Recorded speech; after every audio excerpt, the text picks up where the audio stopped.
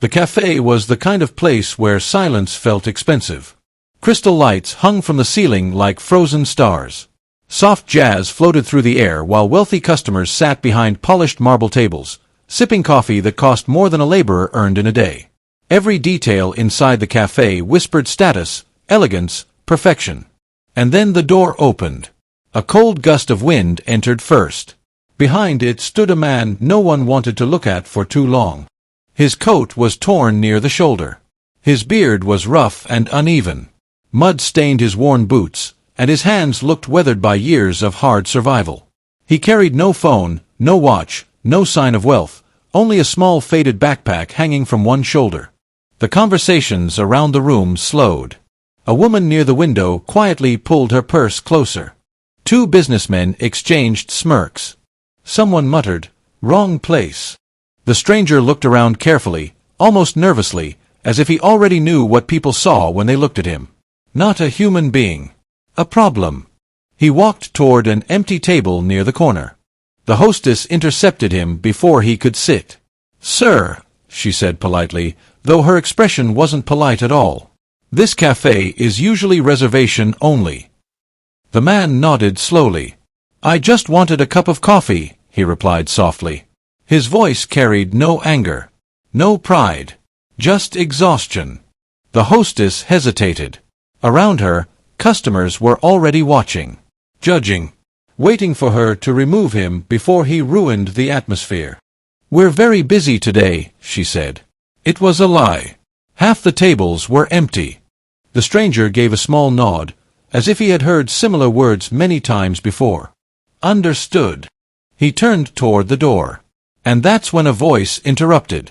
"It's okay. He can sit in my section." Everyone looked toward the speaker. A young waitress stood near the counter holding a tray of drinks. Her name tag read, Anna. The hostess frowned. "Anna, I'll take responsibility," she said gently. For a moment, the room felt uncomfortable, almost irritated by her kindness. But Anna ignored the stares. She walked toward the stranger with a warm smile. "Please," she said, pulling out a chair for him. "Sit wherever you'd like." The man looked surprised.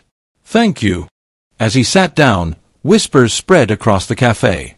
"He probably can't pay. Why would she let him in? This place is losing standards." Anna pretended not to hear any of it. She handed him a menu. "What would you like?" The man looked at the prices for a long moment. His eyes paused at the cheapest item. "Just black coffee," he said quietly. "Small." Anna smiled. "I'll bring it right away." A businessman at the next table shook his head in disgust. "You're too trusting," he told Anna as she passed. "People take advantage of kindness." Anna answered calmly, "Maybe. But being cruel costs more." The businessman rolled his eyes. A few minutes later, Anna returned with the coffee. But beside the cup was a warm plate of sandwiches. The stranger looked confused. "I didn't order this." "I know," Anna replied softly. "You looked hungry." The man stared at the food silently. For a second, it seemed like he might cry. Instead, he lowered his head. "You remind me of someone," he whispered. Anna smiled politely, unsure what he meant. Then suddenly, a loud noise came from upstairs. Footsteps. Fast. Heavy. The cafe owner burst down the staircase so quickly that customers turned in shock. He was a sharply dressed man in his 50s named Victor Hale, known throughout the city for being strict, successful, and emotionally distant. But the moment his eyes landed on the stranger, everything about him changed. The color drained from his face. The tray in his hand slipped and shattered across the floor. Silence consumed the cafe. Victor stared at the ragged man like he had seen a ghost. Then, to everyone's disbelief, the wealthy owner rushed forward with tears already filling his eyes. "No," he whispered. "It can't be." The stranger slowly stood. Victor's lips trembled. "It's you." Before anyone could understand what was happening, the owner wrapped his arms around the ragged stranger and began crying openly in the middle of the cafe. The room froze. The businessmen who mocked him said nothing. The woman guarding her purse looked away in shame.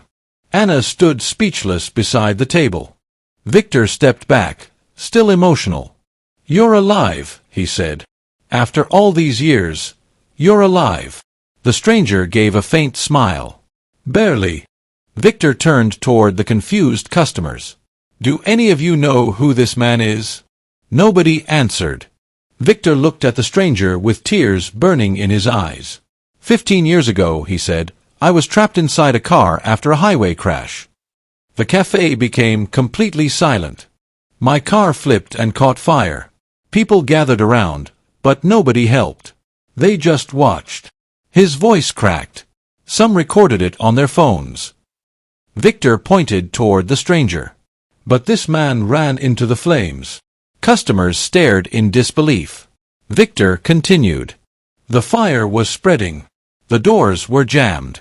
I remember screaming because I thought I was going to die. His breathing became uneven as the memory returned. Then suddenly, someone smashed the window. Victor looked directly at the stranger. He burned his own hands pulling me out.